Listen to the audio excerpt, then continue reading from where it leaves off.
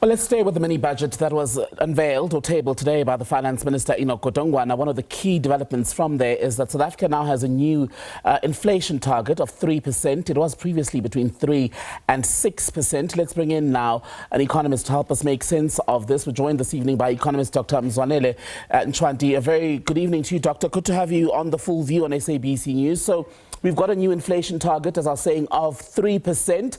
Will it help to put money back into the pockets of South Africans?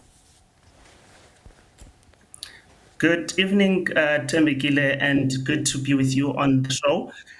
This is quite an interesting development. Of course, I mean, we've seen maybe in the last 3 months the discussion that began on this matter. A question, of course, must be asked as to how will this put food on the table or make the situation better for a large number of South Africans, where a number of them are unemployed. What's important in any economy is the level of income. And we know that South Africans are unemployed and therefore they do not have income. And this is not to say that a lower inflation is not a good thing. It's always a good thing. But take, for example, for you, now those that are employed, it means that your income, it's possibly that it may not grow beyond 3% in the coming years. And we all know the cost of living crisis that people have been experiencing for the longest of time. So this is a huge challenge because then incomes are never going to increase. And I don't imagine how it's going to benefit households because one, as I've said, households, many people are unemployed in these households. And then secondly, it means even those people that are employed, they're not going to see an increase in income because we know that companies and firms increase your annual packages contingent to the inflation that is prevailing at the time. So this is a huge problem. I don't know how the economy is going to perhaps spare investment and expenditure in this context. And of course, I think there is an acknowledgement from their side that this will be painful because I mean relatively higher interest rates to keep that in the short term. And I mean also that we've not seen inflation in South Africa below 3%. It often would range between the midpoint of the target, which is 4.5%.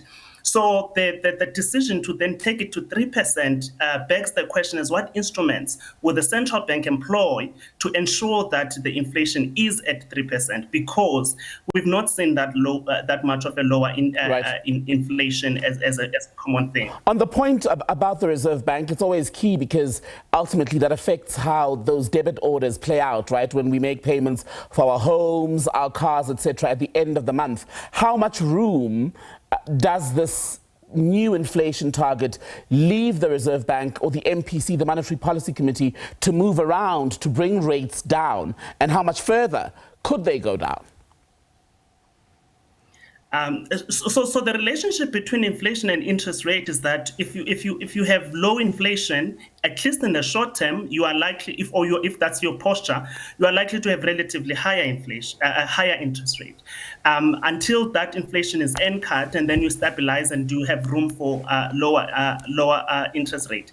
So we can expect that interest rates may remain at their level for now, and we assess inflation.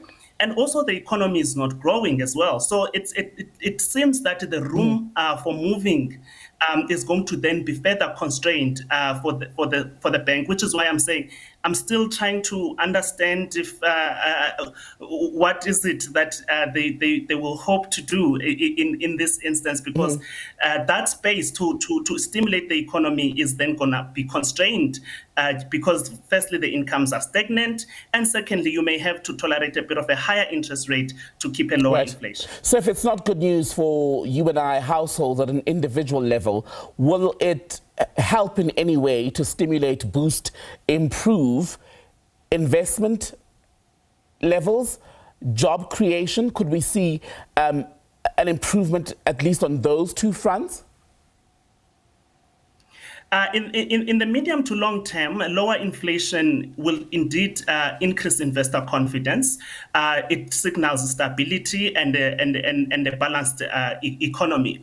Again, this is also shocking because I mean South Africa is not an advanced economy. For instance, if you go to the UK or the US, where the inflation targets are like 2%, because those economies have sort of saturated. South Africa has a huge room to increase incomes. So in that sense, in the longer term, you certainly will have increased investor confidence, which would, of course, then mean that the economy, if people do come to invest, they would.